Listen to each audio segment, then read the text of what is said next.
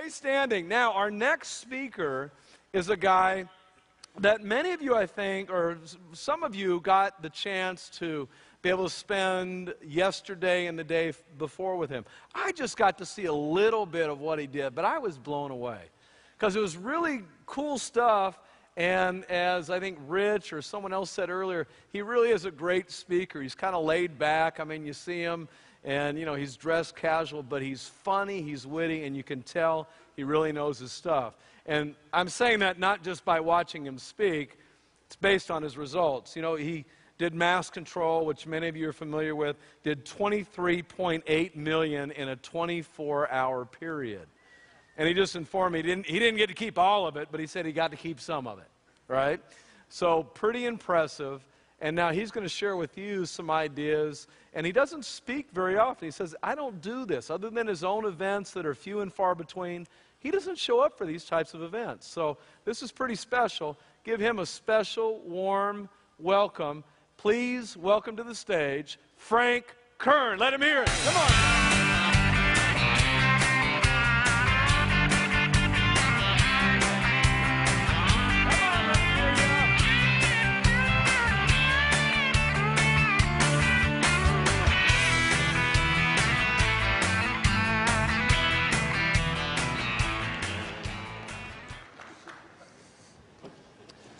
All right, all right, all right. It's good to see everybody. Pretty bright lights we got going on here. I hope I don't have some sort of a flashback or something as a result of them. Did you guys get a chance to see the Oscars last night? No?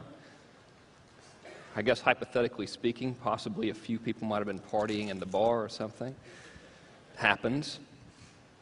I was over at Reese's house last night, and we watched the Oscars. It was a very nice, quiet, romantic evening, John, Reese, and I, bonding, as men do while we watch actors cry and gush on stage. But I got to thinking what a nice community they have, the Hollywood community.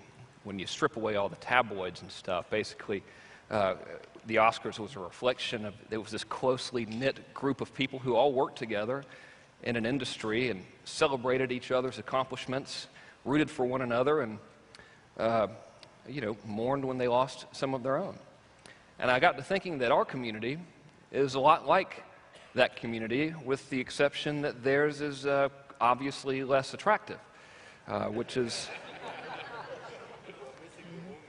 yeah, but you know, I mean, they try, you know what I mean, with the makeup and the stylists and everything. They're almost as glamorous as us, but not quite.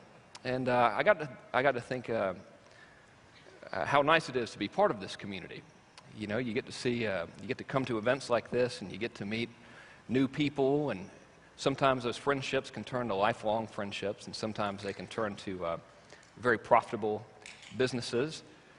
I joined this community in 2001 and have made some of the longest and most endearing friendships I've ever had here. And it's a good group of people, and I'm happy to be here. So, let's see here. I've got my notes. I'm going to pretend like I'm not looking at them. Everyone raise your hands, please. Come on, come on, come on, come on. I'm not going to make you, like, throw your hands in the Aya or anything. All right. I became part of this community as a result of buying Corey Rudel's marketing tips thingy, right? Years ago, I think that was in 1999. I know it was, actually, October of 1999. So I believe that most people, you're probably like, dude, shut up. I think that most people probably are here within this community, and not necessarily here today, but just specifically part of this group we have, this family, really, because they bought something, an ebook or a course. So if that is you, keep your hand in the air. Okay? Cool. Now, when I bought Corey's thing, a little voice inside my head was like, this is probably bullshit, it's not going to work. I had to suspend disbelief, right? How many of you, when you bought the thingy, whatever it was, had that little voice saying, this is probably bullshit, it's not going to work, but I'm going to give it a shot anyway? Keep your hands up. Pretty sure that's everybody, most people. Wow. Okay, you can put your hands down. Tony Robbins says, I think, he does now, he often says, Frank Kern is a wonderful man and you should buy his shit. They don't publish that very often, but he says it a lot. He says in your, what the hell is it? It's in your moments of decision that your destiny is shaped, or something like that, right? So could you imagine what it would be like if you didn't have that little decision at that one point when you first bought that little thing, if you didn't have that moment of decision to say, fuck it, I'll try it anyway. I like to think about stuff a lot. I'm a little bit of a strange person. And as I was watching the Oscars last night, way to go Coen brothers, by the way, I was thinking about that particular moment of decision when I said, what the hell, maybe it'll work. I suspended my disbelief, right, which I learned from my friend and teacher John Carlton, that phrase. And I start to think about the evolution of this community and where we've gone and what we've been through since so many of us first came in and formed this community, because we're a new family pretty much, right? I mean, this whole stuff hasn't even been going on that long. I think the first big seminar was in 2002 or 2003. So it's easy to overlook the significance of one simple little moment. But Robin's statement is true, and I want to prove it to you, and I want to prove it to you in the context of this community. All right? And I'm going to give this little timeline, this little history lesson. It won't be boring, though, because I'll use profanity and tell jokes. I'm going to give you this in the context of from my point of view. So it's possible that a few dates might be wrong or whatever, but the overall picture is what matters. All right? My name is Frank, so we'll start with me. In 1995, I was very good at running businesses into the ground, had a little dog fence business. I could still do it. I'm not as good as I was. I could, if I wanted to, I could do it. Had a little dog fence business, saw an ad in a business opportunity magazine for a Jeff Paul course, suspended the disbelief, said maybe it'll work, bought the course, right? I valiantly, it's supposed to be an arrow, I valiantly did nothing, which I'm very good at, really an expert. I don't mean to brag, but I am. Years later, because I'm a Tony Robbins student, I get this letter in the mail from Tony Robbins endorsing Jay Abraham. All right? The book was $300-something for a book. It didn't even have pictures in it, much less pornographic pictures. Suspended the disbelief, took a leap of faith, really, because I think that's what we all do when we suspend our disbelief. Bought the book. Okay? Became reacquainted and reinterested in internet marketing, which probably put a little seed in my mind to be a little bit more receptive when I saw the ad for Corey Rudel's stuff, right?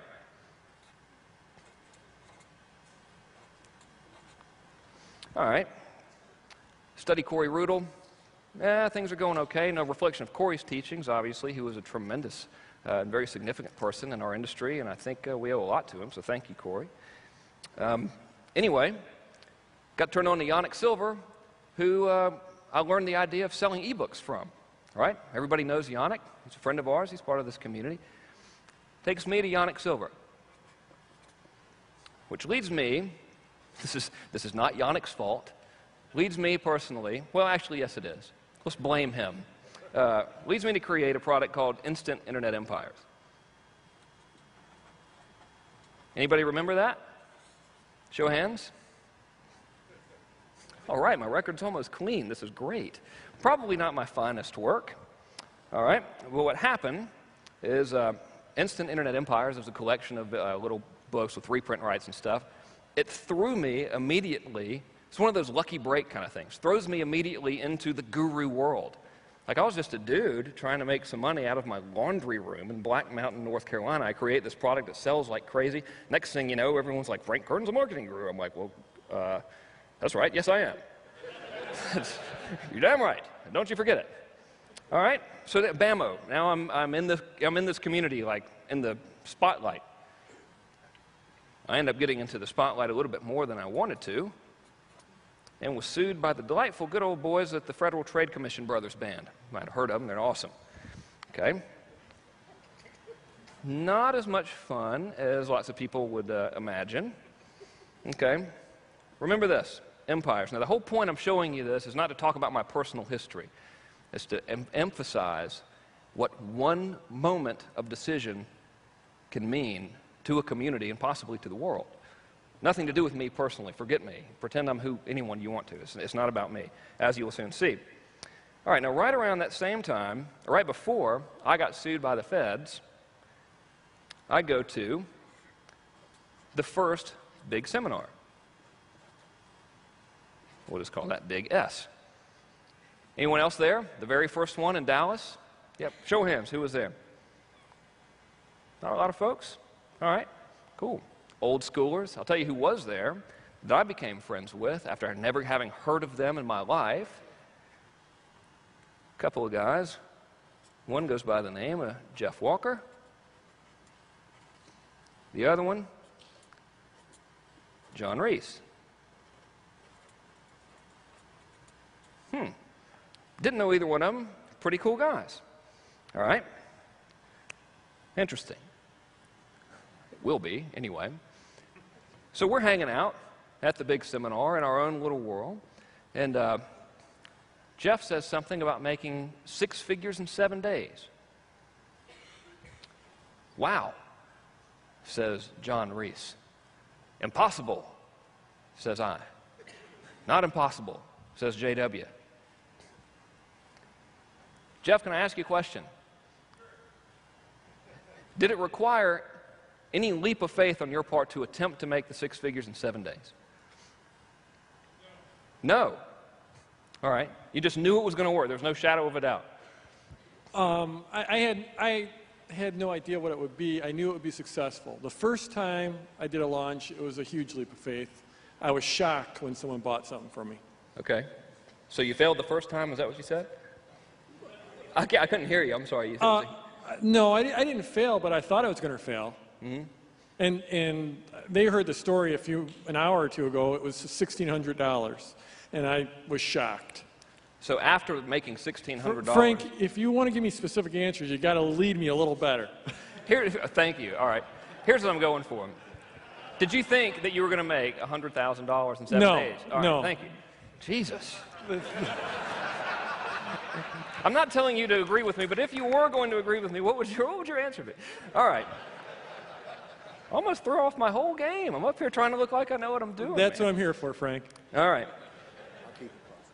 So Jeff does 6 and 7. Nobody thought that was possible in our industry, right? It was ridiculous. Like if you've been around that long, and by our little community, I mean us internet marketing folks, right? I mean to someone like Jay Abraham or something, like, yeah, so what, you know? But to all of us, like other non-old school, super heavy-duty people, it was unbelievable. That inspires John Reese to maybe try to do something. But at that point, John Reese was not the John Reese that we know. He was not teaching internet marketing, all right? So John Reese, Jeff Walker, and I become friends. John Reese decides that he does not want to teach internet marketing despite the fact that everyone in the community is demanding him to teach internet marketing. I convinced John to take a leap of faith and to do his workshop, which later became Traffic Secrets.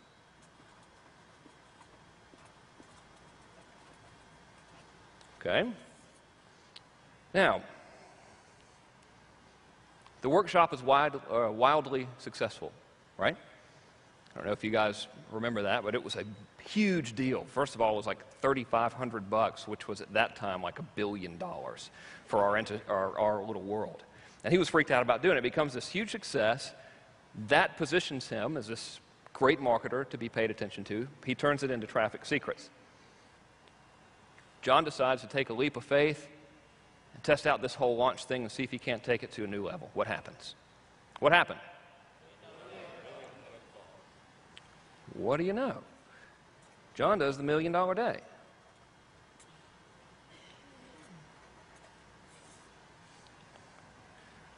because we see John do the $1 million day, our entire thinking changes. Our entire industry takes on a whole new mindset.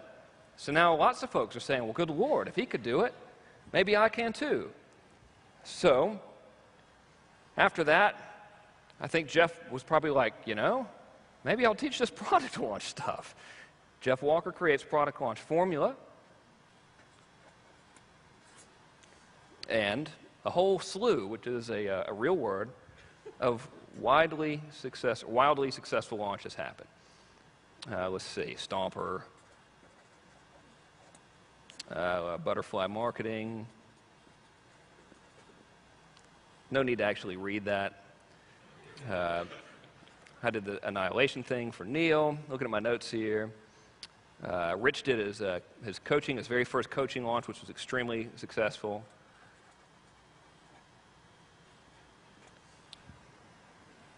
All this stuff is happening because little leaps of faith, little decisions were made, right?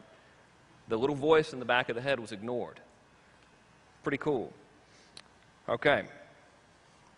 Instant Internet Empires, FTC. I'm hosed, right? I have to go to the internet community and go, guys, I'm a little bit of a degenerate criminal. Sorry. They made me say it. I don't really think I am. Not on weekdays anyway. That leads me to create a little product called the Underachiever Method. All right, which is all about niche marketing. I took a little bit of a leap of faith to try to do some of this product launch stuff, which I was learning from Jeff. It's before he'd released his course. Launched that, $1 million launch. Awesome. Okay, good for me, yay, zippity-doo-dah. Okay. You remember when we were talking about you join this community usually by buying something and taking a little leap of faith? One person bought this Instant Internet Empires product by taking a little leap of faith. His name is Mike Filsame. This is in no way to say I started Mike Filsame. I was just his gateway drug, so to speak. All right?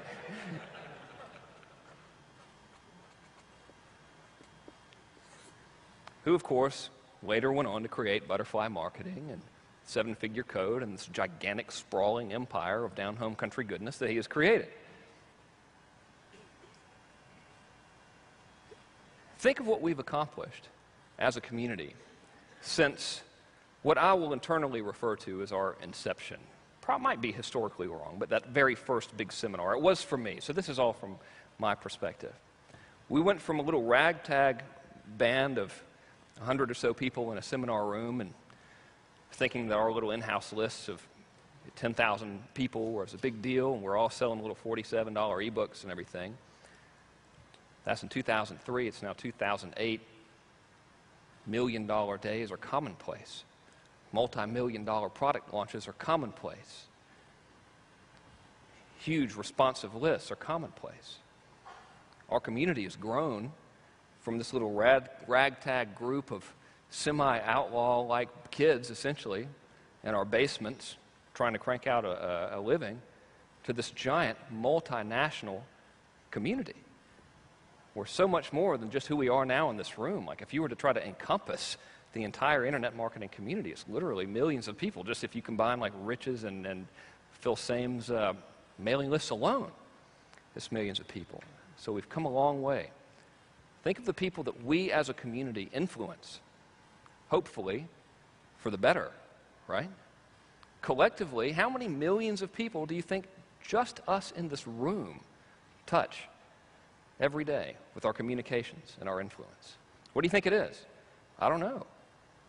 15 million people is a conservative guess to me. And then those people might buy your stuff, and then what could very well happen? They might go on to influence others. So, as a member of this community, I honestly feel that I am part of something much greater than myself. And the reason that I made this timeline for you, if you could call it that, this is actually if you were to hold this up to a science book, it would be a molecular diagram of alcohol. But it would match perfectly. There's your sugar right there. If at anywhere during this whole thing, that one moment where we paid attention and suspended, as John Carlton says, and suspended that disbelief, none of this would have happened. We would not be here right now. This whole circumstance would be different if at any time somebody listened to that voice, that this probably isn't going to work voice. So I, for one, pretty damn glad I suspended my moment of disbelief.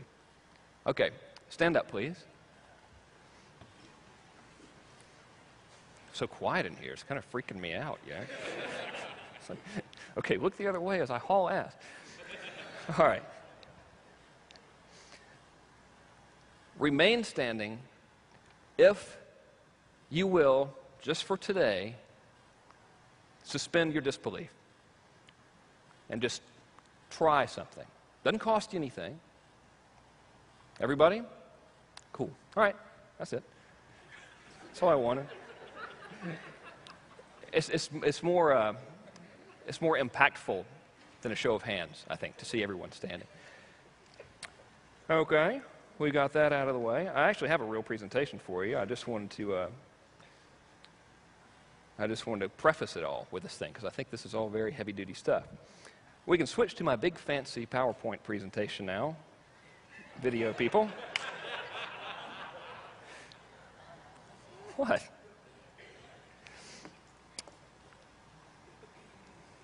Okay. I'm not going to talk to you about mass control today.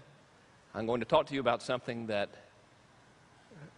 could possibly be a greater force than mass control, and it is something that mass control is built on, I guess. And it's called core influence. And the big fancy title here is how to make lots of people do almost anything, but in a cool way. I don't really like the word make there. That's why I had to throw in a cool way. So I'm sure you're all very good people. I'm very proud to be part of this group. But if you would, please just promise me that you will never, ever in your life use the stuff that I'm going to show you now or ever in the future for bad juju. Cool? Is that cool? Yeah. Okay. If you do and I find out, I will find you and I will persuade you to tattoo the word penis on your forehead. I can do this. I have that power. I learned it from Robbins. He says it all the time that he taught me that. Not really. Okay, today you will change your life. Pretty big claim there. Let me give you some disclaimers. Learned that from the feds. They could have just told me that to start with, you know. They could have just been like, dude, we were just thinking you might want to give some disclaimers. Anyway, disclaimer number one. I am not a psychologist. I have not studied psychology. I have no idea what I'm talking about, really, and should never be listened to for any reason, under any circumstances. Okay? So there's that. Disclaimer number two is that I'm not here to sell you anything. All right? Like, I officially forbid you to buy any. I don't have anything to sell at all anyway. I already sold out on my mass control stuff. It's the only marketing product I got. So no one can buy anything from me. Do you promise not to even attempt to buy anything from me today? Would you please humor me and say that you will promise not to attempt? Okay. I'm in a little bit of a dangerous position, really, because I'm known as this mass control guy, and I think the perception is you never know what the real angle is with me. You know, like some folks might be saying, oh, he's just trying to reverse psychology us and, you know, make us want to buy stuff from him more, which is not the case. Like, I have nothing to sell you. Do not give me money, please.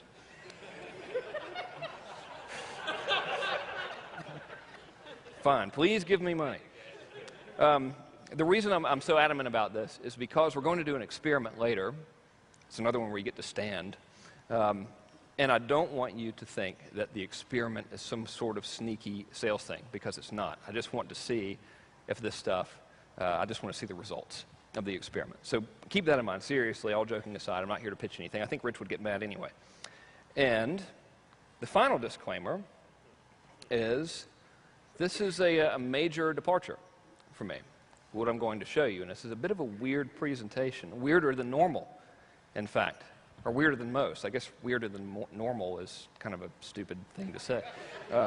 Weirder than most presentations. It is a 3-part presentation, beginning with a nice, refreshing appetizer of weird, heavy-duty psychological stuff.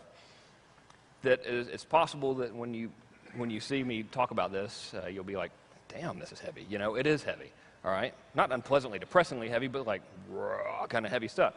Okay, and then, after our super heavy stuff, we will get into something which is dangerously close to New Age self-help stuff.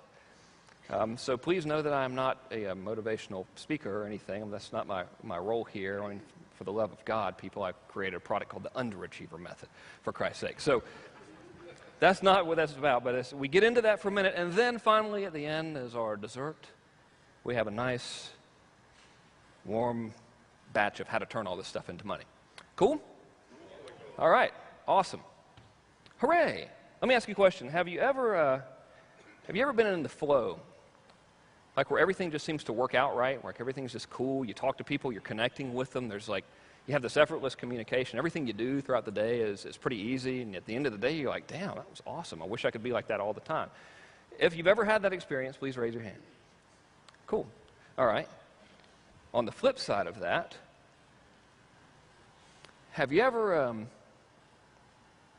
I guess I'll use this. Have you ever like seen a sales presentation, maybe at a seminar or something, or a business opportunity presentation, where the person said all the right things and did everything perfectly, you know, dressed like you're supposed to dress, said like you're supposed to talk and stuff, smiled and all that stuff, but still, for some reason, you were just kind of like, eh. Yeah, raise your hand. Yes? Okay. Just want to make sure I'm not the only one. And now we will begin. Wow. Did that work? Okay. So, this whole core influence thing, literally, I believe, will give you the ability to get people to do just about anything you want them to do. And there are 2 easy steps. Step 1 is to know what you really want and who you really are. I will submit to you now and repeatedly that the answer to those questions that we hold in our heads right now are false.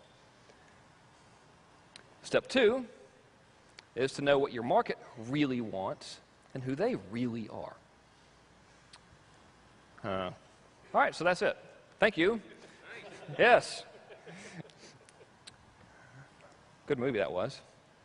So we'll begin the heavy-duty, weird psychological stuff. I believe that most people carry around with them 2 versions of themselves. All right? The first version is the identity that they walk around in every day. I call it the shell identity.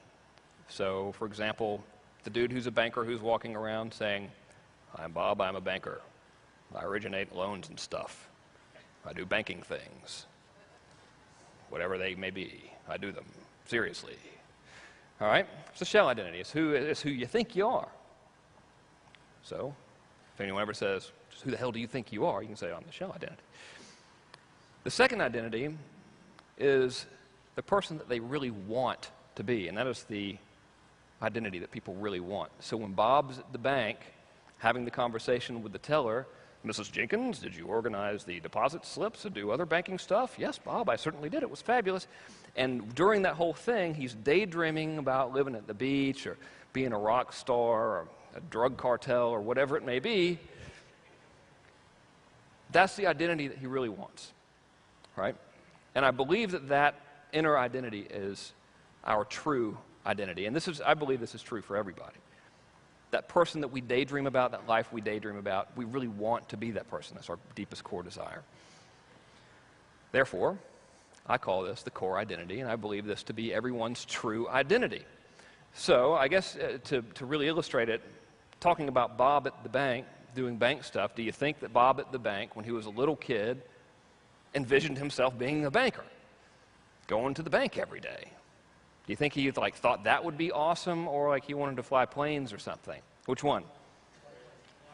Yeah, fly planes. Okay, so Bob really wants to be, and therefore I think, at the risk of sounding all hokey and everything, I thought it ought to sound hokey, I think that's the real Bob. I think the rock star or the baseball player, that's who Bob really is. He's just trapped in this banker thing because of social conditioning, largely as a result of guys like me who make ads. Sorry, Bob. So I believe everyone's core identity is held captive by circumstance and a lack of knowledge. I'll explain circumstance easier because that's the easiest one, or I'll explain circumstance first because that's the easiest one to explain. Bob wants to be a multi-millionaire playboy living in Monte Carlo. Circumstances might prevent that, such as Bob ain't got no money. Easy one, right? Lack of knowledge is the most insidious reason, and that is because I believe that we don't really know who our core identity is. Very few people ever sit around and think about that. Sit around and think about, well, I wish I had a car or a new house or whatever, but that's not really stuff. It's not who we want to be, all right?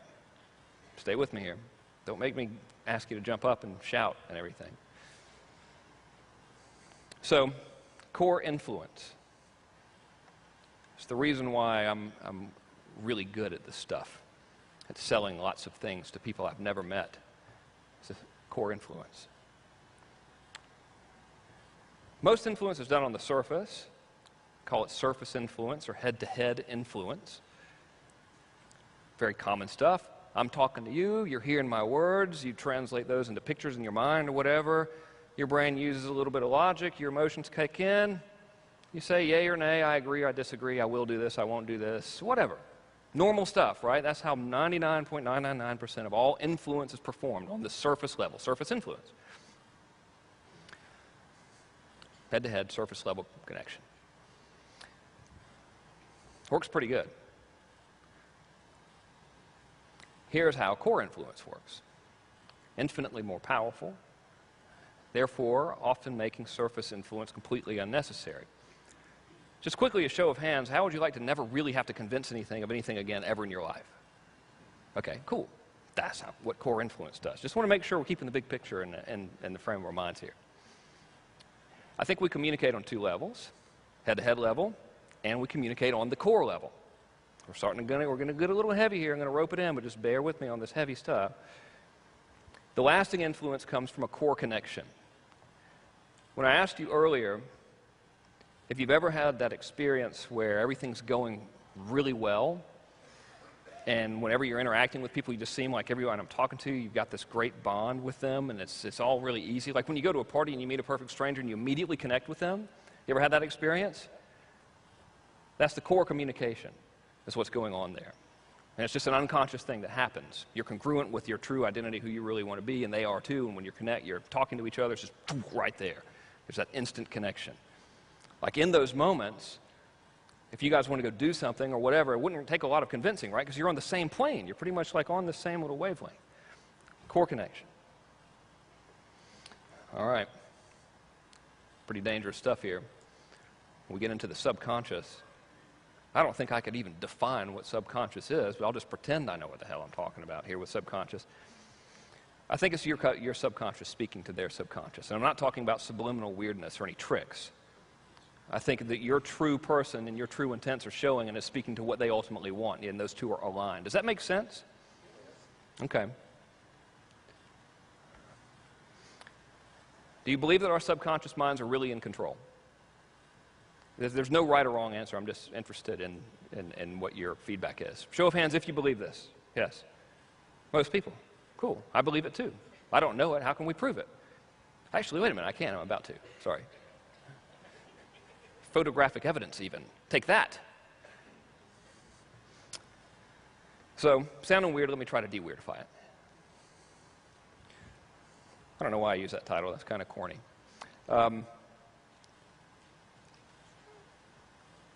I say you can't really control your subconscious. I think you can guide it anyway. And I think with the proper guidance that your subconscious will create a new core identity for you, and this is the identity that will speak to your market on a core level. Let me rephrase it so it doesn't sound all weird. There's stuff you can do. First of all, I believe that none of us, until we do this exercise I'm going to give you, which I did not create, incidentally, really have any idea who the core identity is. We don't really know who that person is that we truly want to be. And this, I'm saying this to you at the risk of sounding, A, like an asshole, by saying that none of you guys are happy with your lives and you all wish that you were someone else. So that's not at all what I'm trying to convey to you. Forgot what the other part of what I was going to say was. Yes, now I've remembered.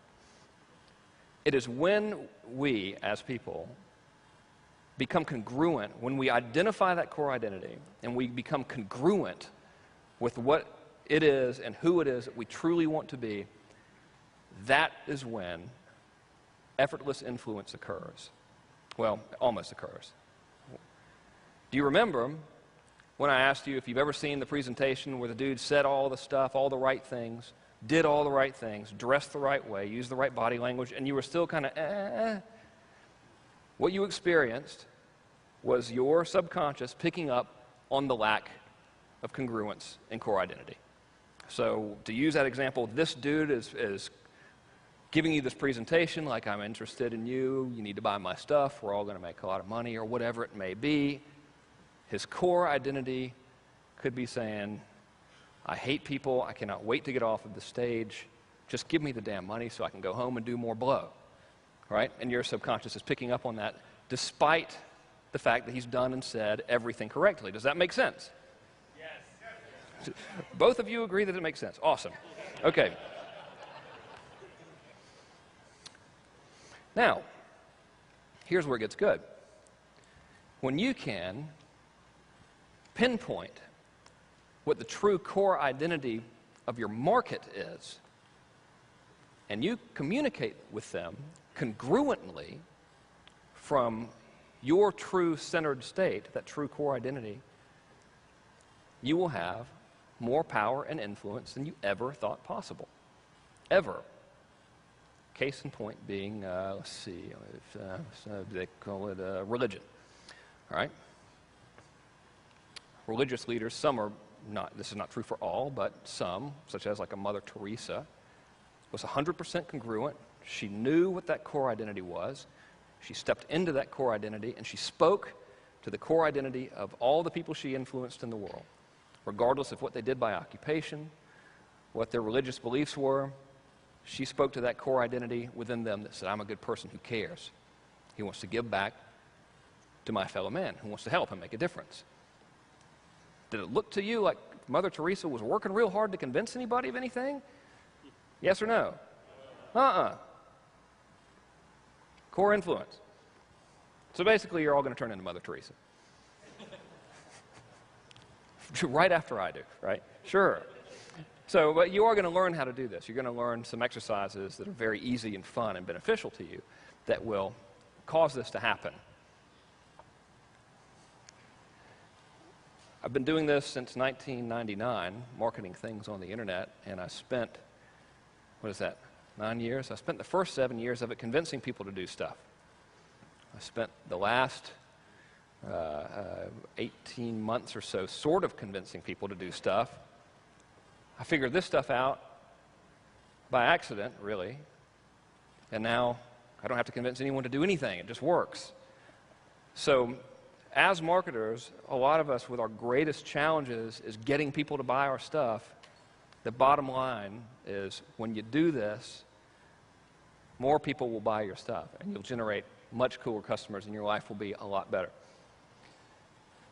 So remember, step one was find out who you really are and what you really want. I'm going to walk you through how to do that. Does that end the weird psychological part of the thing? Maybe. I'm not sure if we're still in the weird psychological part or if we're into the dangerously close to self-help new age stuff. As I said earlier, we're using the Bob at the bank thing. I believe that our deepest core desires give clues to our core identity. It's a weird statement to make because right now we're probably thinking of desires on a material level. That's not what I mean. I told you guys this was heavy stuff, right? You're like, damn, I thought he was going to get up here and tell jokes. Wish I'd have stayed at lunch.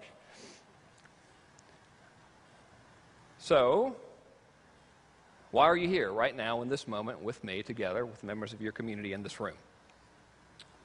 Noah? To help tens of millions of people, learn how to do that. Cool. It's a very nice thing to say, to help tens of millions of people, and learn how to do that. Awesome. Good call. Some Sell more. sell more. Beauty. All right. Make more money. That's probably like the front of mind thing. Make more money, right? It is, after all, a conference about, I don't know, business. It's typically the function of business to make more money. Cool. Good answer. I like it too. Making more money is fun. Spending it's even funner. Paying taxes on it, not so fun.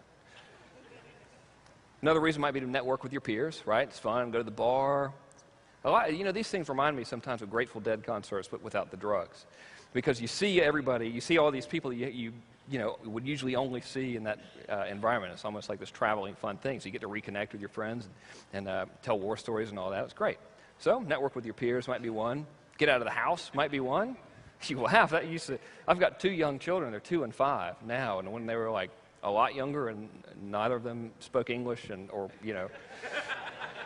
stopped screaming for more than 30 seconds at a time, I would come to one of these things that they're right, good. You want me to come to the seminar and have people repeatedly throw bricks at me? Awesome. I'll be there. Can I sleep past 8? Great. Throw whatever you want. All right? Or maybe it's to contribute to the community. Kind of like what you said. Sweet. So a typical thing to do, and it's we do this a lot in sales, and we're trying to get inside the minds of our prospects, say, well, why do you want that stuff, right? Why do you want that outcome? So an answer might be, why do I want more money? Why do you want to network with others? Why do you want to contribute to your community? So forth. So you might say, I want more money so I can get a Ferrari or whatever, right? Or so I can quit my job. I want to network with others so I can form joint venture partnerships, so I can distribute more of my products or whatever. And those are all acceptable answers, but our brains will lie to us. They are surface level answers, which are not to be discarded, but they are not the absolute truth. What? When I say something like, I want to make more money so I can buy a new car or a new Ferrari or a new house or, all this stuff, typically that's our brain giving us the surface level thing because it doesn't want to work that hard. And that's okay, right? Remember when I was saying that Bob daydreams of being the rock star or whatever? That's essentially like he's replaying these beer commercials in his mind, right? I wish I was that dude. It's normal. We all do it, right? It's cool. The truth is, we all want to create and perpetuate experience. Goals and things are absolutely meaningless in the context of this whole core identity weirdness I'm talking about today. We all want to create and perpetuate experience. I'll give you good concrete examples of that. Anyone ever know of a guy that might want a Ferrari? Anyone ever know a man that thought, damn, I wish I had a Ferrari, that's awesome? Yeah? Is anyone here? You guys, can I have some of what you're taking, please? We can get on the same level. Yes or no? Okay. Is that yes, I can have some of what you're taking? Because if you all give it to me, I think it might kill me. All right. Well, when a guy wants a Ferrari, I know because I've gone through the whole Ferrari thing, what we really want is to be like James Bond or something, right? Or whatever internally having that Ferrari means to us. I want to be like James Bond or a rock star or whatever, right? Normal stuff. That's why you want the Ferrari, for the significance, okay? And of course, the big lie is that we tell ourselves and trick ourselves into believing every single day. Millions of consumers believe it too. We're not alone. The big lie is that if you have the Ferrari, then you'll be like James Bond or whatever, right? I can hereby attest to you, in front of this council of my peers, that not a single flashy sports car that I ever had, and I've had a Ferrari, 2 Porsches, BMWs, basically I've had them all with the exception of Bugatti, Lamborghini, and Bentley. None of them ever made me any cooler of a person. It totally sucked. I was like, okay, when am I going to become cool? This blows, you know? When am I going to become better endowed? Surely. When I would trade the cars in, the joke that I would tell the salesperson, they'd be like, why are you trading this Porsche in? It's awesome. I'd say, well, the penis extension mechanism is clearly broken. This didn't work at all. What else do you got? Well, maybe you should try the Ferrari. Okay. Nothing. Right? What we really want with all these goals and things and bullshit that our brains tell us is experience. You want that feeling and experience of feeling like James Bond. You want the experience with the Ferrari thing.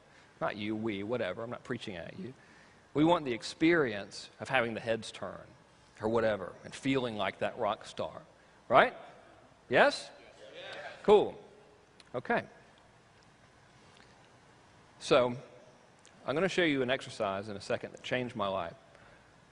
That's a really weird thing for me to say, because normally when I hear about life-changing and stuff, I'm like, oh, God, you know, but it did, and I didn't even know what was going to happen when I did it. I just did it for the hell of it.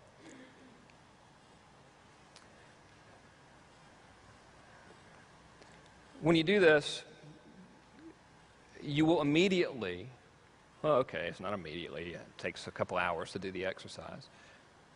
So after a couple of hours, you will get clear focus of what your true core identity is. The freeing feeling from that is absolutely overwhelming because it strips out the bullshit. It turns off the beer commercial and helps you get down to what's real. When you communicate from this core place, you're centered, stable, and focused. Cool. You also attract matches, and you're able to influence people effortlessly, specifically when you attract a match. Now, what a match is someone whose core identity is similar to yours. Let me ask you a question.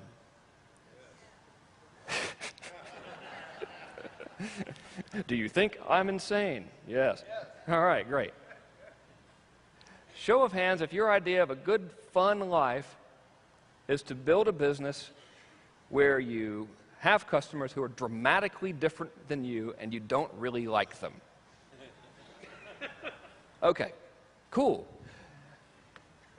Would it be fun to build a business and have customers who are a lot like you and you do genuinely like them and they do genuinely like you?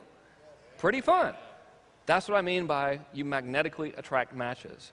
Because when you're totally congruent and you have stepped into that core, and as you'll see, you actually will begin, or at least it happened to me, you'll begin to live that life that you map out. It's bizarre. You will magnetically attract matches because they will see internally, subconsciously, heavy shit, I know, but they will subconsciously be drawn to you because you are within the place that they want to be. Does that make sense? Cool. All right. This is all new stuff for me, so I was really stressed out about teaching this. I was like, this is either going to go over or people are going to think I'm the weirdest person in the world. I don't really know if there's much I can do about the second part of that, but hopefully it goes over and you guys get it and dig it. And plus, like me, you just might actually stumble into a new and better reality and experience the following. Does this sound hokey to anybody, by the way? It's okay if it does. I'm not going to be pissed off.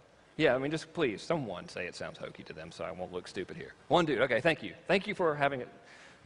Thank you for being honest with me and telling me that it sounds hokey. I used to think this type of stuff I'm talking to you about right now was the single biggest load of bullshit, only to be surpassed by something I could make up myself. All right? And probably the reason why is because I've been around lots of psychotherapeutic stuff. My mother's a psychotherapist, so I think she used me as a guinea pig. So I had this... I know she's like, well, let's see what happens if we put him in the room with this subliminal message, you know, like, thanks. Thus explaining that incident with the cantaloupe. What? I just put salt on it. What the hell is wrong with it? Man, Rich said it was going to be like a nice professional place, and here you guys are. So it's cool if this sounds hokey, all right? Let me tell you where I was before I did this. I had the Porsche. Ooh, I had me one of them Ferraris. Yay. I want you to keep in mind how significant that is to a guy my age, right? Especially my age back then, like a young dude, you know. That's like, oh, Jesus, for some reason we're compelled to believe that's like going to make you the happiest person in the world. Again, probably because of people like us are convincing them that they're going to make, yeah, but still. Got to fly around on private jets, no shit. My daughter is 2. Her very first time in an airplane was on a private jet. Flew her and my family to Deer Valley. Took them skiing. Took my mom. Moved to San Diego. Private jet. It was awesome. All right? Pretty cool. Had time freedom. I lived in Macon, Georgia. I could do anything I wanted to do. Unfortunately, there was nothing to do in Macon, Georgia. But had there been anything to do, I could have done it. If I could have done anything other than like go to lunch and go to Barnes & Noble and then go like to post lunch and then go to Barnes & Noble again, I could have done that, hypothetically speaking. All right? I kid you not, we had like this near family crisis trying to determine which big fancy mansion to buy. Not because we needed a bigger house, but simply because we could, and therefore we thought, well, we should, because we can, because that's what you do. You're supposed to show how significant you are by having a great big house and stuff like that. That was the big deal, okay? Does that sound like a bad life or a good life? Really? I mean, those are your big problems. Not so bad, right? It's absolutely fucking miserable. Horrible. I mean, totally miserable. Get up in the morning, what now? I go to my office, which overlooked the Loaves and Fishes homeless dude bread line and stuff. Why did I pick that? You know? Just absolutely miserable. One of the worst sensations I believe there is, well, maybe not the worst, I guess we could come up with lots of worse stuff, but a significantly bad sensation is to strive for your whole life for some goal and then attain it and realize it's empty. And it was all just this illusion. So when you have all the stuff that's supposed to make you happy and you wake up in the morning and say, now what? After about 2 months of that, not so cool. All right? It blows. So I hope by doing this that, if anything, I can spare someone that pain, because it's very significant. So, boy, this is fun, isn't it? I was born on a ranch. My parents threw me into a pit of fire. My business attracted the wrong type of customers because I wasn't congruent with the life I really wanted. I was focused on get the money and all this stuff. I built the wrong type of business. I went for the business opportunity, the early biz op seekers, bottom of the barrel stuff. I attracted bottom feeding types of customers. I did not like them. I was so miserable from being inundated with all of these customers who I did not like and wished like hell to avoid at all costs, that future business was deliberately sabotaged so I wouldn't have to complete the cycle of lameness anymore. Well, if I do this, I'm going to get more of these customers and they're going to email me and I hate them, right? I'm just laying it out, man. Trust me, it happens to a lot of folks. It happens for a reason, too. I was taught that you want to avoid your customers at all costs and you get the money. Number one function of business is to get the money. I was taught that, and I believed that for a long time. My life reflected it. Your beliefs reflect your life, for sure, right? All the money I made was just, the end result of that was to buy things. Man, if I make an extra $200,000, I can get a Ferrari. I can get a new house. I'm not going to be miserable in my new house. I can drive my Ferrari into the garage and be miserable, you know? All right? I shit you not. I would go out and buy all this stuff, and then instead of being like, this is great, I would sit around and worry about the stuff. Like when I would drive in Macon, Georgia, you got to like picture me living in this tiny little southern town of Macon, Georgia, driving a Ferrari. I got a little bit of attention in the thing, and I would drive around in it absolutely miserable driving in it because I was convinced that everyone on the road hated me and thought I was an asshole by sheer fact that I was driving the Ferrari, you know? So that's where my head was at. It sucked. Lived in a constant state of anxiety. Well, what if one of my customers finds out where I live or something and they like, call me? Dear God! You know, it blew. 25 pounds overweight, insomniac, chronically paranoid. I promise you, when a car would come in front of my home, I would become anxious, defensive, and angry, thinking that might be someone that was coming to hassle me. Madness, right? Really compelling story. Oh, great. What else can you share with us? This is awesome. And if you act now, this could be you. Now with 20% more misery.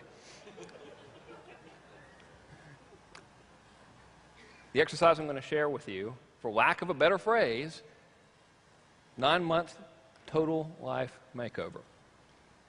I did what I'm going to tell you about without any real goal in mind. I just wanted to figure out what the hell I wanted, because here I am, I'm buying all these things, I'm still miserable. We have this big dilemma on which fancy house. We literally went to see what the most expensive house we could possibly buy was, so we could just find that one, thinking, well, that's that'll be good, right? Yay. I went from that state to a significantly better life, which I'll share with you in a minute. I did this exercise in late September of 2005, sitting at my desk overlooking the loaves and fishes homeless dude thing, watching the junkies and the drunk people try to kill each other.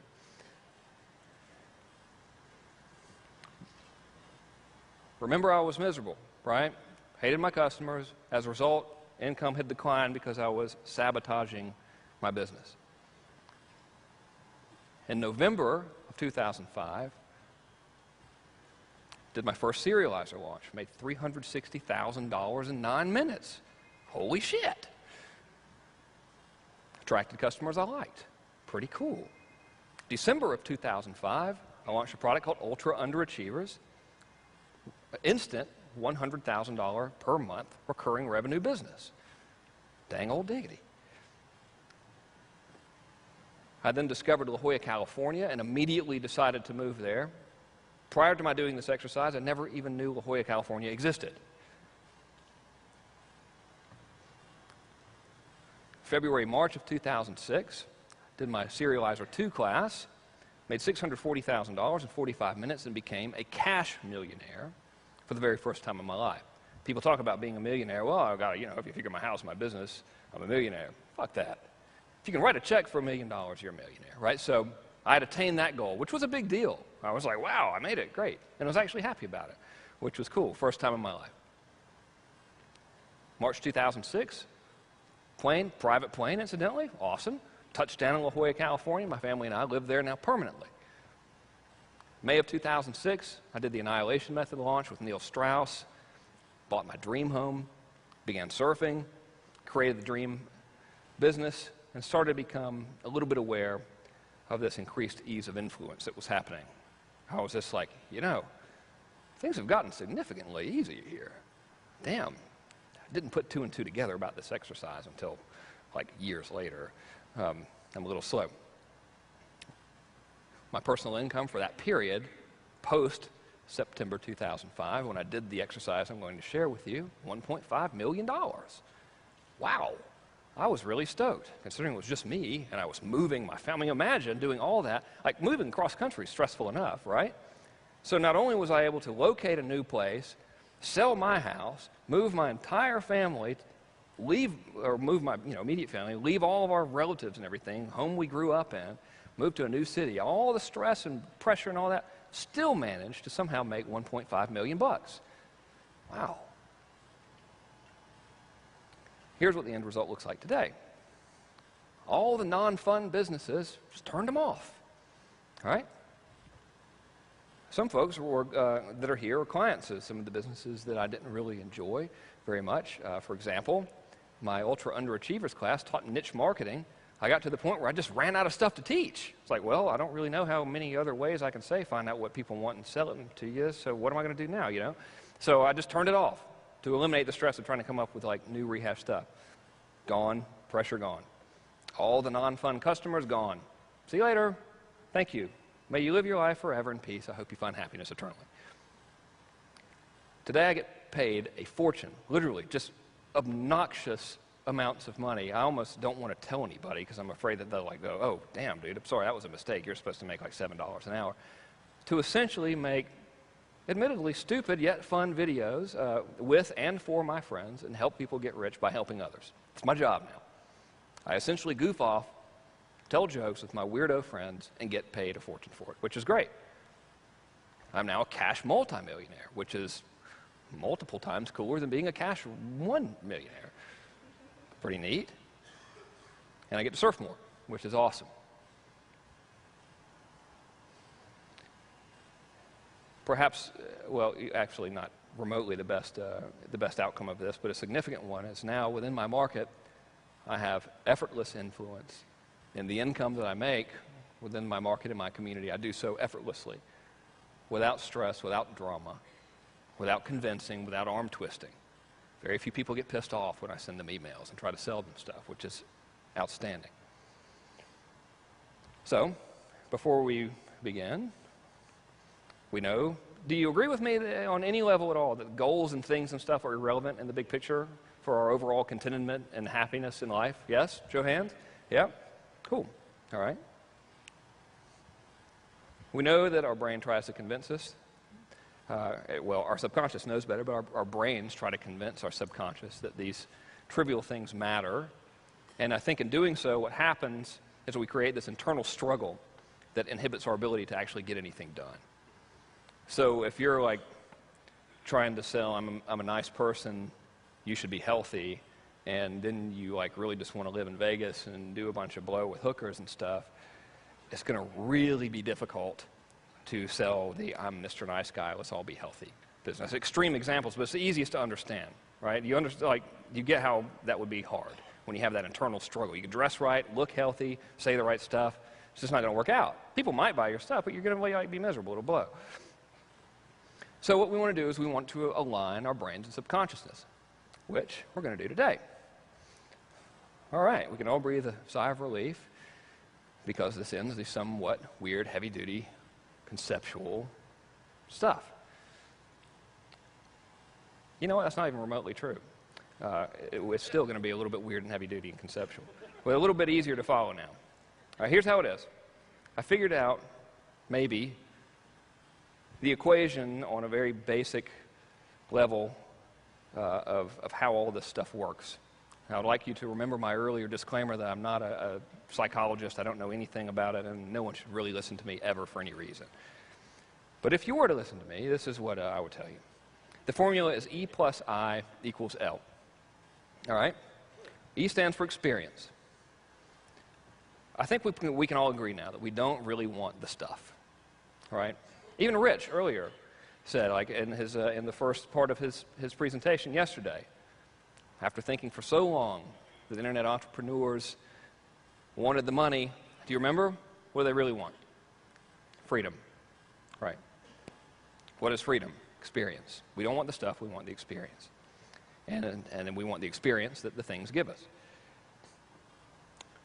Starting to get a little heavy, stay with me here. I stands for identity. Our experience, beliefs, and values create our identity. You can actually have those experiences externally, such as I'm now playing baseball and all that kind of stuff, or you can have them internally while you're daydreaming, running the beer commercials in your mind. But that plus beliefs and values creates our inner identity. So the L is life. And I believe that experience plus identity equals life. They work together, I guess, to form our lives, or at least our concept or perception of what our lives are. All right. Here's the big aha. What we all want, me, you, everybody else, is a new life. We don't want the stuff. We want the new life. And this is not at all remotely given to you from the perspective of, so now you all need to go out and change your lives forever. There's not, as far as I know, there's nothing wrong with your lives, right? Isn't that funny how it's like, today's going to change your life, and everyone's like, yay! And then you're like, no one ever says it's going to change it for the worse. Like, what if it sucks? Like, we're going to change your life. Yeah, because we're going to cut off your left foot, you know? So, shit, it was pretty good to start with, all right? So I'll illustrate it. When a family buys a new home, they're not buying brick and mortar and shingles and carpet and stuff. They're buying that new life that they'll experience in the home, right? They don't want the home, they want the new life. Very basic thing.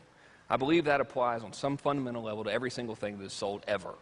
Some part of your brain is saying, is this going to move me towards or away from my core identity? All of us, mine, yours, all the rest of the world out there. That's the way it works.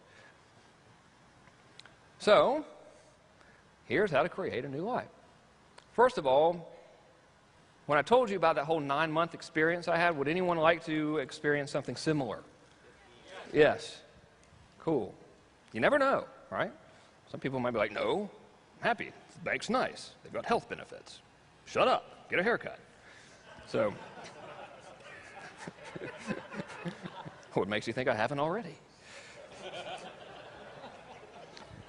All right. Sorry, that was not intended for this audience. Let's see. If we all live an average of 40 more years, you know, give or take, I guess on average all of us in this room might live another 40 more years, and we're going to live 14,600 more days, starting now from today. All right, now if you look at what a life is, it's really made up of individual days, right? Remember we said our experiences really shape our lives, our experiences and identity. Well, you get the experience from every single day, okay? So, I believe that if we want to find out truly what this core identity we have within us is, and we want to learn how to identify it in other people, we have to create the ideal day. We have to identify what the perfect day in our lives would be. See, typically it's like, well, what do you want your ideal life to be? And it's like, well, I live in this big house and I got a Ferrari and all that stuff, and so it's okay, but it's the individual day that holds the key to what you truly want, what we all truly want. When I say you, I'm not like preaching at you at all. Like, forget me, you know, it's us. We're all collective. So here it is. It's a lot of buildup leading up to this one question, right? Good Lord, I've been here for like 3 hours. When I told you I did this exercise in September of 2005, the entire exercise was to simply answer this one question. If there were no limitations or consequences, what would your perfect average day look like? If there were no limitations or consequences, what would your perfect average day look like? Not that heavy, right? Now we're into the dangerously new age stuff. But we are no longer going to talk about weird conceptual heavy stuff, which is cool. Okay, language is very powerful. So let me dissect the question for you. When I say limitations, I mean if we had no financial, geographic, health limitations or limiting people. So if like a perfect day, your idea of a perfect day is you wake up on the beach in Hawaii and you live in Macon, Georgia. Well, let's pretend that there are no geographic locations, right? Let's pretend that we've got all the money we could possibly want. If you can't, you know, if your perfect day is to wake up and go surfing and, you know, you've got a broken leg, let's pretend that your leg is not broken, right? Easy stuff. If you have limiting people in your life and your perfect day is to be away from those limiting people, let's just say you got away from them. Pew. Consequences is important. That's stuff that could get you into trouble. So it might be tempting to say, my perfect day involves waking up, drinking a liter of vodka, going and racing my Formula One car to be followed by a cocaine binge with a truckload of hookers. That will kill you. Okay, so I don't think realistically that is your perfect average day. All right? And finally, I use the word average. It's very important that you really get the language right in this. You could do it every day and not get sick of it or get killed. Average, everyday stuff. Now you might be thinking, Well, never mind. I should just show you this. So, it's like a 400-part question, really. But it's still 2 easy steps, all right? Step 1, build a giant house. Step 2, walk through the door, you know? When you think of this perfect day, it's important not to think about stuff, all right? We're going for experience. That's why the question is framed around a day. If you say life, you think about stuff, right? We all do. We think about the big mansions and the cars and the jets and all that stuff. So where would you live in this perfect day? You don't have to like write all this stuff down. It's normal questions, right? What would your house look like? Would it be clean inside? What would it smell like? What time would you wake up? What would you do in the morning? What would you think about in the morning? What would you say? What are your first words of the day? What are your first thoughts of the day? It's vitally important to drill down to this seemingly mundane, weird stuff. And when you do this exercise, I don't expect you to do it now because it took me, I'm a little bit slow, but it took me like 4 hours to do it. I had like literally, I don't know, 11 or 12 pages. It's the answer to the question. What would you have for breakfast? Mundane, but still, if you got a certain thing you like to eat, don't like to eat, place you like to go. I got as specific as to drill down into mundane stuff like what I was thinking about when I took the children to school, and what I was thinking about when I dropped them off, and what I was thinking about when I got home. The more detailed you get about this, the more clear you become, and the more profound your outcome will be.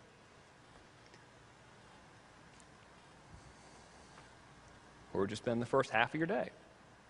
You know, would you go to yoga? Right? That's what my wife does. Every day, yoga. I got to say, I'm a big fan. I like that. There's a lot of benefits to that thing, you know. Like, hey, wow, this is great. Well, I mean, she could go to wrestling or something, you know. I guess maybe that would be cool, too, now that we think about it. What would you have for lunch? Seriously, like, what would you have for lunch? Who would you eat with? What would your friends be like? All right, when I answered this question, I rewrote the behavior of my friends. I believe the specific answer was, we have a healthy lunch at a good place. It's got fresh food that we enjoy. Our conversation is not about idle gossip, but more of a celebration of the fun we've had earlier in the day and since the last time we saw each other. So what we talk about, what are your friends like? The perfect day. So imagine another way to frame this question is if whatever you write down, you have to live that day every day for the rest of your life. It's another way to look at it, okay?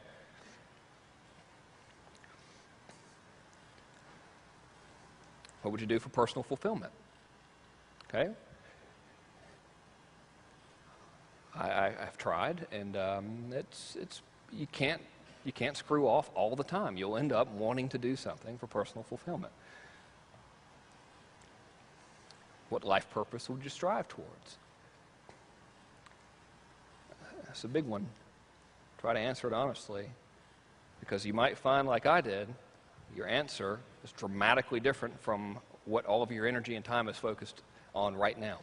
If it is, you got a serious mismatch, and that blows, and it's going to come across in every presentation you do. What would your business be? What time would you start work? What would you actually do at work? All right? For mine, it was coming up with evil schemes. The use of the word evil there is not really very nice sounding, so I'd define an evil scheme as just something fun instead of jest. What are your clients like? What's your relationship like with your spouse and your family? I wrote mine down. What do you and your kids talk about? What's that like? Not like we like each other, but why? What fun stuff do you do? What do you like about each other? What does your spouse like about you? What do your children appreciate within you? You have to live this day every day, forever, every day. Just imagine Osama's got the button on the destroy the world, or his finger on the destroy the world button. If you deviate from this day at all, he's going to press it. Okay, so you got to live it every day. Why I put this under the really big stuff, I don't know. I guess that's a reflection of where my mind is, right? Dinner is family stuff there, right? I mean, it is my house, so would you have dinner with your family? Would you go out? Whatever. What would you like to eat? Who would you eat with? What would you talk about? What would you do at night? Who would you do it with? I think we might have just had a little Beavis and Butthead moment there. I said, who would you do it with at night? But, you know, I mean, what would you... And hey, like, speaking of that, you don't have to show this to anyone, by the way, but if the whole, you know, if the answer is dramatically different from your current situation, you should put it down. You don't have to show it with anybody. I'm not asking you to do that. I'm going to show you some of mine, though. Where would you do it? What would your thoughts be as you went to sleep? That's a big one for me. What are you going to think about? Those last conscious moments of the day. Where's your mind? Where is it now? You know, go to bed worried about stuff. You go to bed thinking about where the next sales come from, or, you know, what's going to happen if Google slaps you. That blows.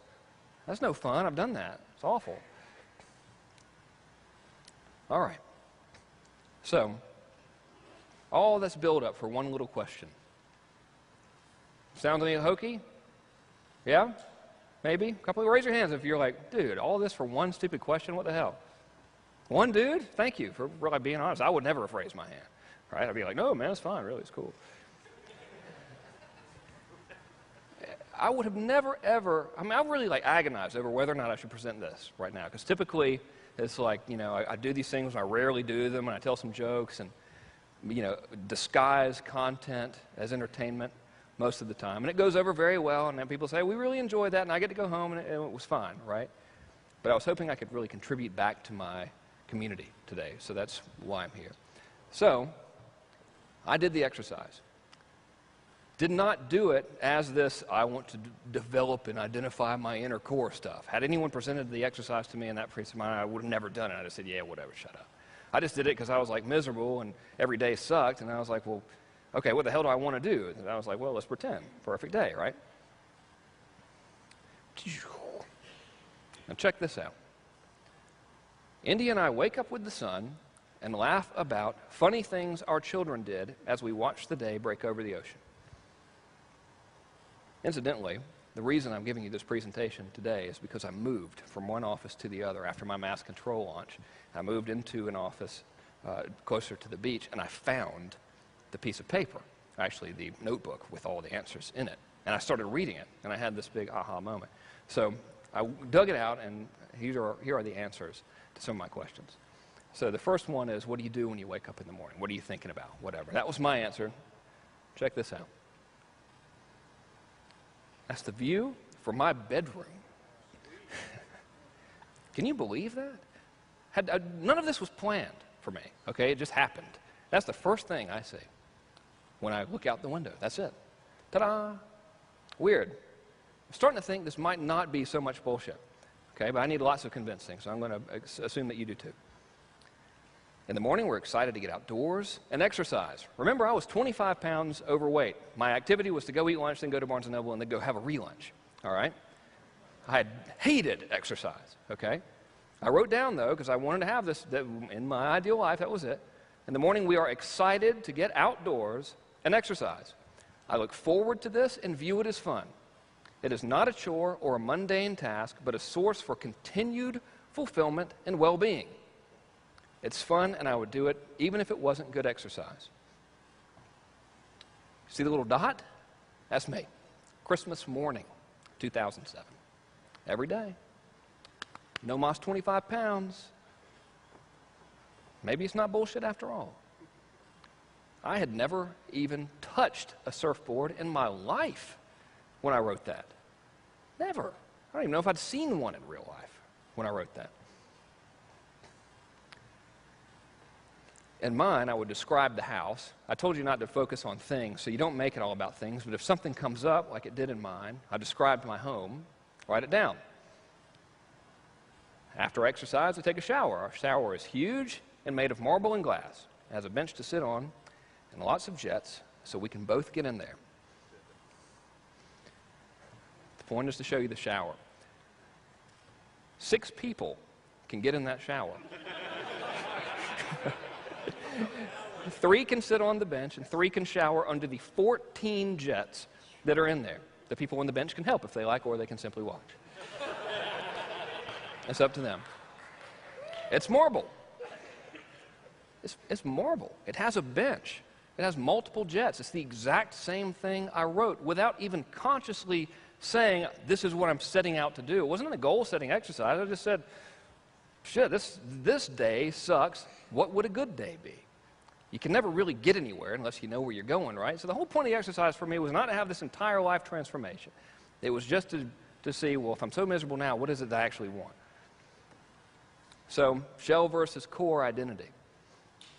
My shell identity was motivated by things, goal-driven, status-driven. The reason I was buying the cars was because I wanted people to think I was cool, so all the people that thought I was a douchebag in high school could see how cool I was, right? Let's get honest. Okay? Get the money, get the money, get the money. Right? Zippity-doo-dah. Miserable. That was my shell identity, though. So common on some variation with all of us. The core identity was I truly didn't give a shit about any of that stuff. I wanted to leave normal society, live at the beach, cultivate an ideal lifestyle, and get paid to have fun and contribute to others by doing so. What do you know about that? Huh. What's this got to do with making money, which is the whole point of the conference? Well, I didn't give you all the stuff that I wrote down. Remember when I said describe what you do at work, when you go to work, where you go to work, and all that stuff? Check this out. In describing my business, at the time, my business was a really big part of my identity. It's not so much, but I described what I wanted it to be. I wrote down, my business is fun and easy. My main function is to simply come up with cool ideas that help me and my clients make tons of money without being obnoxious about it. It works so well that I'm able to generate a huge income from only a small amount of sales. Huh, okay. Check this out. My customers are cool, fun, and low stress. I actually enjoy interacting with them. And if I were to encounter them on the street, I'd be happy to see them and would not walk the other way. Complete 180 from the life I was living and my mentality regarding my customers at the time. I think, well, that's a nice sounding title, isn't it? Since I did the exercise, September of 2005, generated almost $31 million in revenues for myself and my clients. And by clients, I just mean the dudes I did stuff directly for. God knows what the people I've taught have made. We don't even count that. Right now, my business, one of them, is on pace this year alone to pay me close to $2 million in passive residual income if I never sell another product all year. Are you starting to believe me now when I say, please don't buy anything from me? I'm not here to say I'm doing okay. Okay?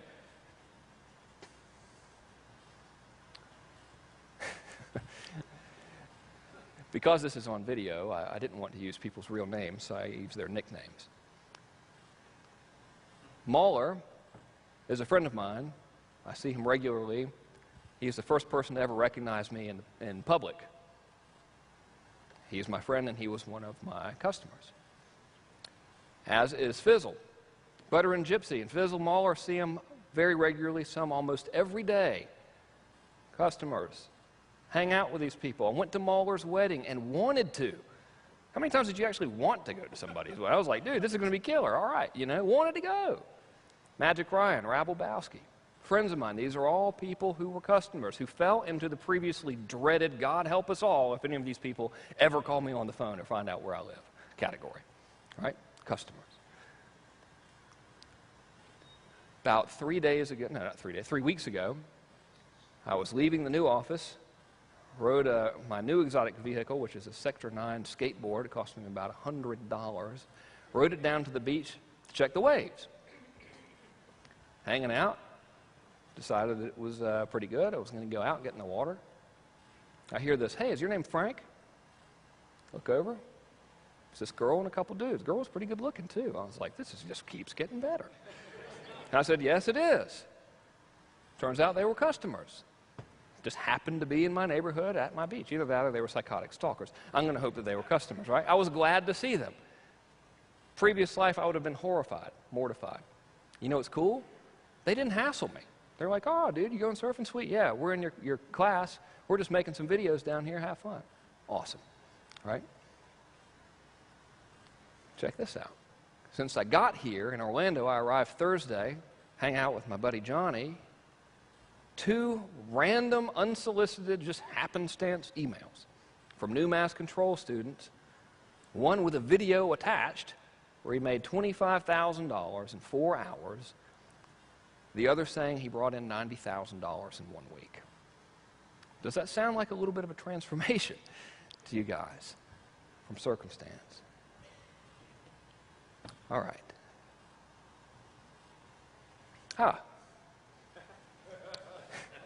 Would everyone please stand?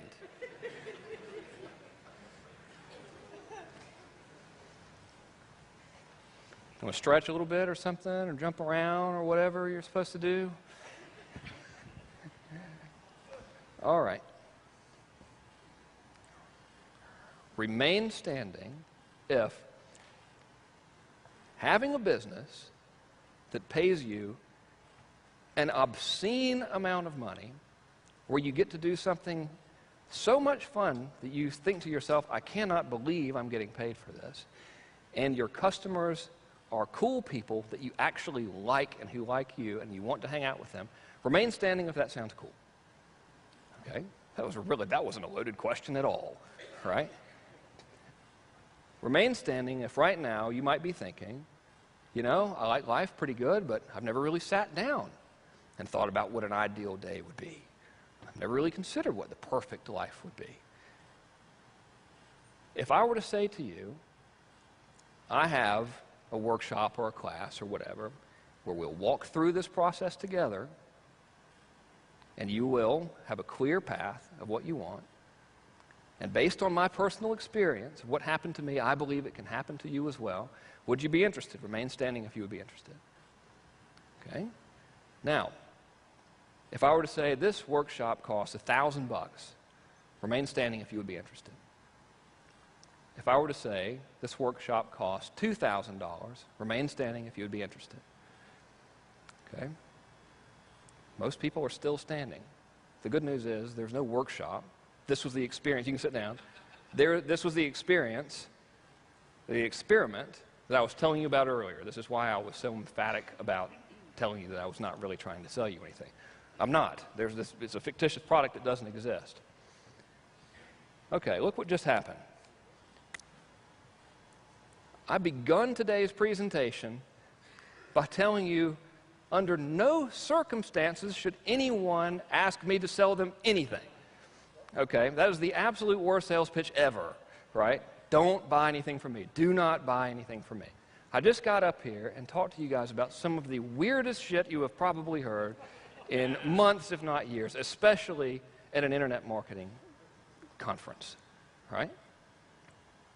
But what happened? With absolutely no effort at all, and without in any way at all trying to convince anyone of anything or to sell anything at all, the overwhelming majority of the room said that they would buy the stuff. Why is that? It is because I'm speaking to you now from my core identity. See, I did the exercise. I figured out the life I wanted, who I really was, who I wanted to be, stepped into that person, didn't know what was going to happen. Damn, if I'd known that, I'd have done it sooner, right? And spoke to you from that core-centered, congruent place. Because I've serviced this market for so many years, I know that you guys share the same values as me. So while your dream life may not be to live at the beach or have the marble shower that could hypothetically fit 6 people, just saying it could, that's all I'm just saying, or surf or whatever, grow your hair long and not give a damn. While that may not be the exact match, I do know that the core identity of this group is a group that values freedom and lifestyle and experience and contribution and overall contentment above all else. Therefore, was I communicating this entire time with your surface identity or with your core identity? Core identity. It works. Yes, it sounds very weird. Yes, I am very weird. But it works. We just proved it, that it works. Now, I know this to be fact, right? If I actually said, okay, give me the money, not everyone that was standing up would say, here's $2,000, right? Maybe half would. Still, pretty good, okay? No convincing, no being an asshole, no obnoxious stuff, no stress. All's cool. Would you like to learn how to do the same? No, thank you. Okay. Well, the second step, first of all, if you do nothing, please answer the question. Please. It will change your life. What more proof do we need? I mean, you know, the secret's out now and all that stuff. Man, even like up until a couple weeks ago, until I found the stupid piece of paper that I actually wrote, I was like, those people are such charlatans. They are full of shit. Like, what more signs do we need to say this stuff works? Okay, so whether or not you do anything at all, please just answer that question. It will do you so much good and you will be happy. Step 2, find out who your market really is. Okay. We talk about empathy a lot, right? Great salesmanship, you must have empathy. You must know how they feel, think like they think. At least convince them that you do. Yeah? Sort of the key. I believe that you must genuinely identify their core identity, know what their real desired outcome is, and know what life they really want. That's why, had I like focused this whole thing about things and money and you two are going to have a fancy watch and all that stuff, I wouldn't have had 90% of the folks in the room say, I think it was almost 100% say they give a 1,000, like 90-something percent said they give 2,000. That wouldn't have happened if I wasn't speaking to that core, right? So you have to figure out the core. This is critical. None of this will work if you don't do this. None of this will work if you don't do this. Lo and behold, you must actually give a damn, and you must actually help your prospects and customers move towards that core identity. If you don't care, it's not going to work. And you're not congruent with your core anyway. Critical. So if you're in a business right now, and you honestly don't give a damn, you're in the wrong business. Doesn't mean you're a bad person. I've been there too, right? It's just you're not in the right business. So you've got to care, and it's got to work. You have to genuinely help people. It's kind of a weird thing to say when we're talking about helping people. Here's the weapon I use to help people.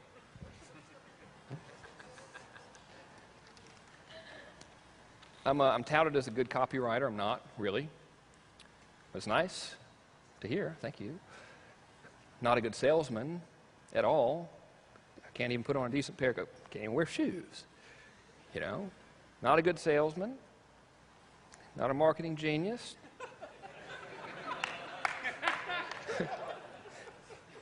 I had to buy, no, you know, don't go taking my trademark, damn it. I'll take you out. Okay? I think I got all that reputation and stuff. People say, oh, Kern, good Lord, man, the guy's got the voodoo. Especially right now, because I just did this big launch and mass control and all that stuff. Yeah, wow, this guy's killer, right? Well, if you look back, I really just do a good job of selling to the internet marketing crowd, specifically. Okay? It's not like I couldn't like write copy for refrigerators or something. Couldn't do it, right? Yeah, so, well, really. I mean, we all know this. No one wants to come. Let's just get it out in the open. Okay? Come on. That's all.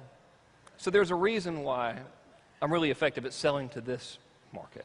Okay, I'm not going to tell you I can sell to every market, right? I can't.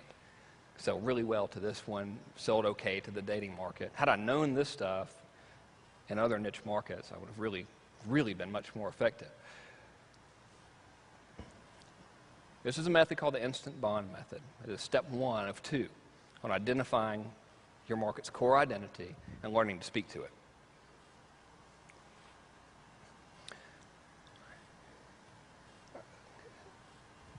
Probably when I say your market, I'm doing everyone a disservice, including myself, because person-to-person selling is most effective. Like if we sit down across the table, or preferably side by side at a table,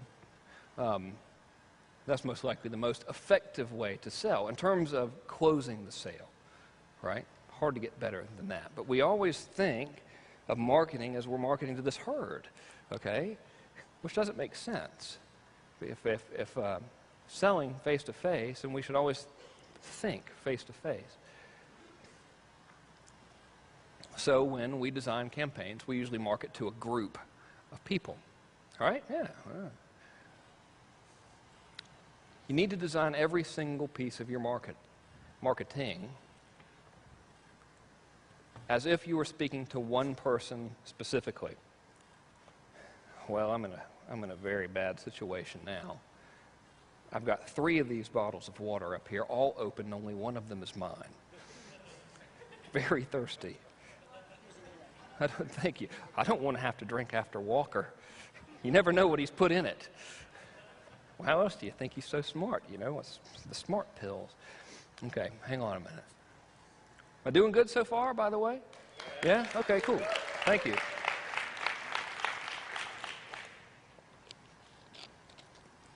I was very, very apprehensive about trying to convey this.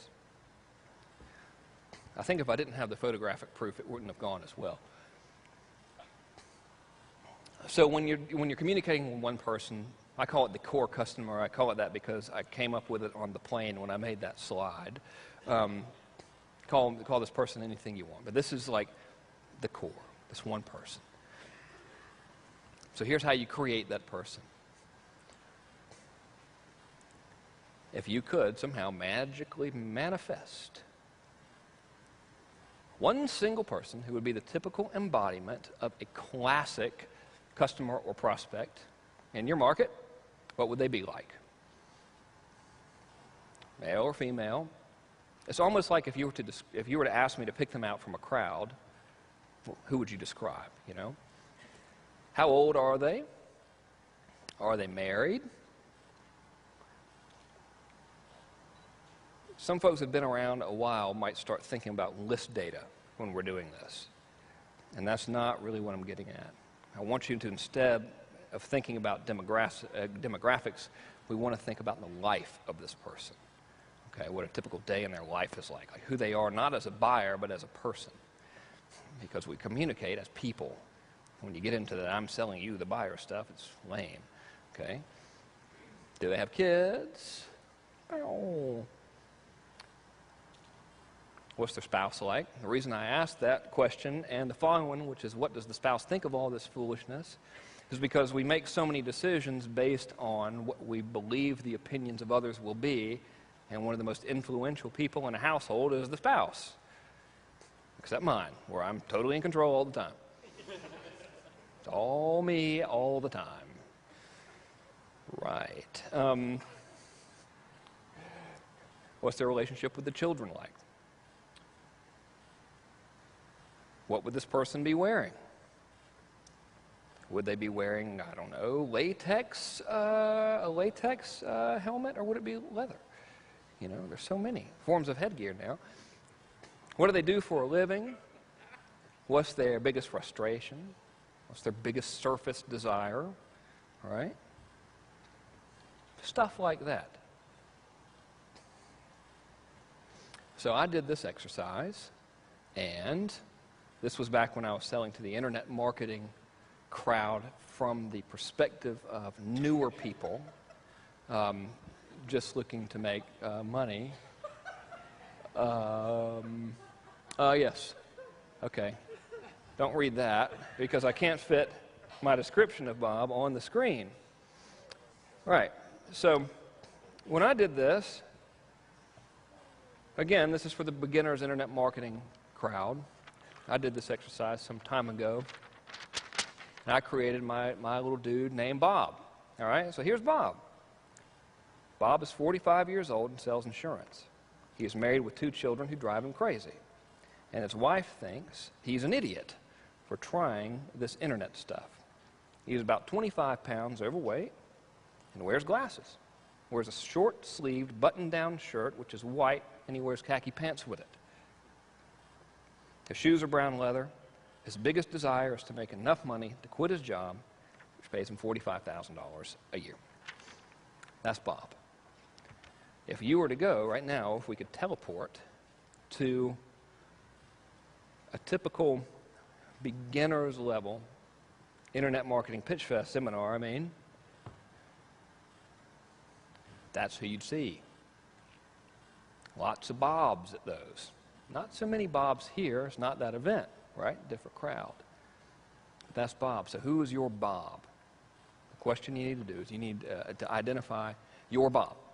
Cool? Now this step 1 of step 2. Great at this. Remind me sometime to become a surgeon. We're going to cut open the femoral brain lobe? No? Sorry. Okay. Just by doing this exercise, we're already halfway there to identifying your market's core identity. You're already 100% ahead of most people in the market. Everyone else is a little bit of a strong word. Because what we're doing right now is, now that we know who we're writing to specifically, you can influence them on the surface. Like when I identify who Bob really is, I know that Bob is drawn to the big paycheck images. I know that Bob wants the new car, right? Because Bob's new at all this stuff. Bob is the guy that's at the insurance job, miserable. His kids are driving him crazy. The dude's coming home. He's confused. He's scared and all that kind of stuff. That's what he wants right now. Okay, so when I know that sort of stuff, we can influence them on the surface level. Surface level influence works really good. Almost everything we've ever seen is surface level. Okay? All right, so when you do this, you're better at selling to your market than most people are. Just the surface level stuff, because most folks sell to their market without really thinking about who their customer is. It's just step 1. If you stop here at step 1, you're still going to come away with a lot. All right? I sold instant internet empires based on step 1. I did $640,000 or so personally in sales on the front end. From that, the back end sales were more. According to the FTC documents, it was $640,000 anyway. Created a product called InfoMillionaire, which I really enjoyed selling. I thought it was a great product. Made around $300,000 or so from doing that. Pretty good, not bad. That thing was only up for a couple months. Made my Underachiever Mastery course, surface level influence, after identifying Bob. Bob gave me $1 million or so from it. So surface level influence with this empathy thing. A couple of years, Bob gave me around $2 million. Thank you, Bob. Now, if you want to absolutely crush it and have more influence and sales than you can stand, to the point where you actually have to say, in all seriousness, please do not buy anything from me, to a group of people with money who have proven to buy stuff from people like me, here's what you do. You become Bob, metaphorically speaking.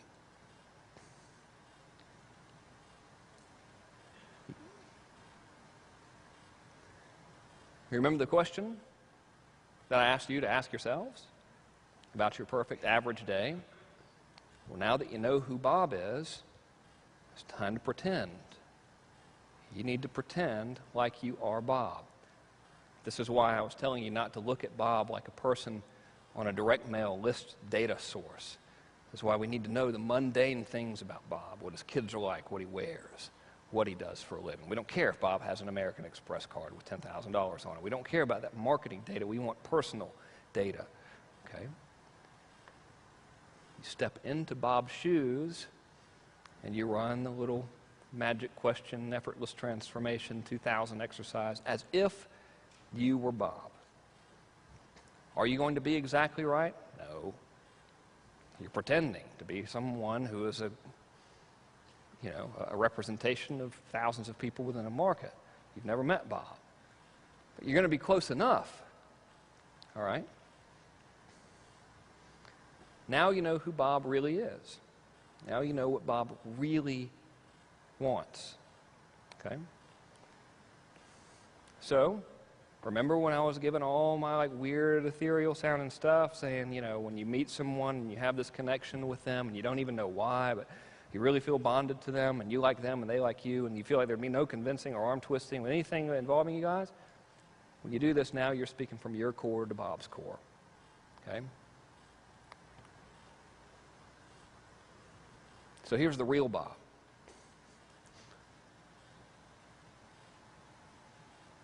I think you should also know that when I came up with who Bob was, I did it years ago, and it was by no means any insult to this ideal person. There's nothing wrong with making 45 grand a year or wearing brown leather shoes or whatever. I'm not trying to say Bob sucks and should be taken advantage of or anything like that. All right? Here's the real Bob. Bing. Notice that behind the back? Pretty good. Real Bob, significantly afraid of loss and embarrassment. In my market, right? Significantly afraid of loss and embarrassment, but does not want to openly admit it.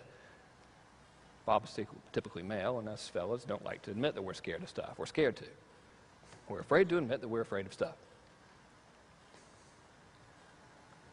Bob wants a lifestyle more than things. Bob wants significance and contribution more than bling. Significance and contribution. Big drivers, by the way. Bob wants respect and credibility. And Bob wants to be young again. That's the real Bob. So remember when I showed you the results of selling to Bob on the surface-to-surface basis before I really got to know Bob? Before I became a weird psychotic stalker and pretended to be Bob? Once I started figuring out who Bob was, the first thing I tried to sell was the serializer system. $1 million from 100 customers. Got to keep it all. No affiliates, no big list, no big fancy launch. Nothing. This one sort of counts. I faked it with the Neil Strauss launch because I'm not in that market at all. And I can't really step into the shoes that much of the guy trying to pick up women, and it doesn't really speak from my core to their core because it kind of weirds me out a little bit. I don't think there's anything wrong with it, but it's just I got daughters, man, So part of me is here's how you should pick up girls, but if you ever do this with one of my daughters, I promise you I will draw you and quarter you. So it's not really working out that well. But it still worked out pretty good, $1.4 million. Now that I have a better understanding of what Neil Strauss actually teaches, and what that's all about, I think I could do a much better job of that. But still, as an experiment, because I would like to say publicly that that's not what his product is about, and that's not what he's about at all. He's a genuinely good, caring person.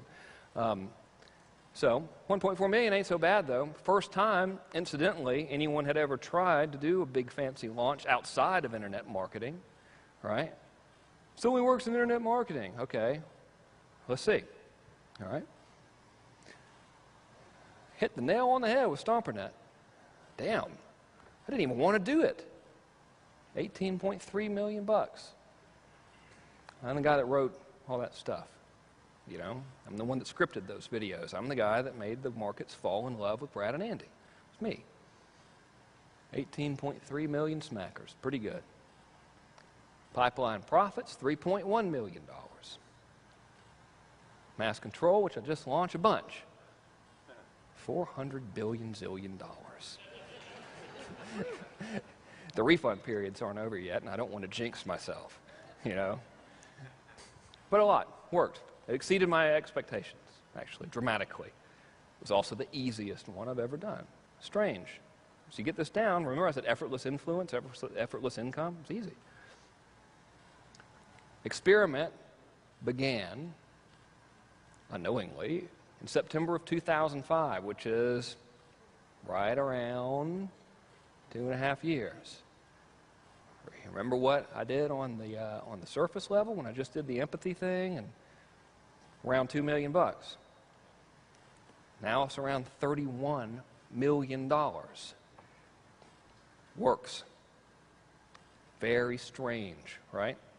I know lots of people are like, okay, we're going to find out what the best subject line is today. It works. Do it. So, after I made this long, protracted, obviously strange presentation for you, it occurred to me that it had absolutely nothing to do with the stuff that the sales letter for this event talks about. And I worked myself into a bit of a panic because it was too late to change everything, mainly because it was this morning when I was reading the actual sales letter. And I was like, holy shit, I'm not supposed to talk about this stuff at all. So I know that folks might still be thinking, okay, that's really cool and everything, but what do I do and say specifically to people to get them to buy my stuff? Am I going okay on time, incidentally? Fellas? Are you saying, am I getting the signals for yes or no? I'm getting the no signal. So I'll speak quickly. Here's the deal. Every piece of marketing that you do, every single thing you do matters. Every single thing you do, say, think, or write to your market matters. Everything. Does every single thing you say to your market matter? Yes or no? Yes. Okay, good. Well, I can say things like this to my children. I'll be like, don't draw on the wall, and it comes out wrong because they still draw. So I want to make sure that it's not me, It always needs to validate their core identity and move them closer to it. So if you look back at my most successful launch, perhaps not monetarily, but at least with greatest of ease, and I got to keep a lot of the money this time, which was nice, it was the mass control launch, which I just recently did. If you go back and look at the marketing materials, which you can find on my blog, frankkern.com, you will notice that throughout the marketing, money was talked about very little in terms of you're going to make a bunch of money with this, right? I didn't go out and say you're going to make millions of dollars. I used that big $23.8 million figure to get people's attention. Sometimes you need to get attention on the surface level, right? Bam, hey, surface level attention, money, Jesus, I got to look at this guy. But then went straight to the core once I had the attention. Okay, so every single piece of marketing in that launch addressed the core. It had pictures of me at the beach. I talked about living at the beach. I talked about my family. Had pictures of my children on my computers in the video. It was all about significance and contribution that the market could make in their marketplace, how they could build a better life, how they could communicate more effectively for good. Not about the money. Every single piece addressed that core identity and was written to them, right? What was the other thing I had on there? And it moves them closer to it. So right, moves them closer to it with results in advance. So you can't just talk about it and paint the pretty picture. Every single piece of marketing that you give actually has to help people. Imagine. That's just patently ridiculous, but it does. Damn it. It does anyway, right? So if you'll look, every single piece of marketing that I gave out was not clever salesmanship, was not awesome copy or well-produced video or anything. It's just me being a regular dude helping people out. You need to build a list? Here's how you build a list, okay? You want to learn how to communicate effectively and not be obnoxious? Here's some tips you could do, right? Bam. By the way, my stuff's pretty good. Think you might like it. Maybe you could buy it. It was the whole message. Results in advance. You can move someone closer to their goal in your marketing. Every single step that you move them on that timeline to their desired outcome, every time you move them closer by helping them, their desire to buy your stuff increases, as does your credibility. And it goes up exponentially with every single step. Cool? And I think I better wrap it up with the last point before I get shot at by the video dudes back there.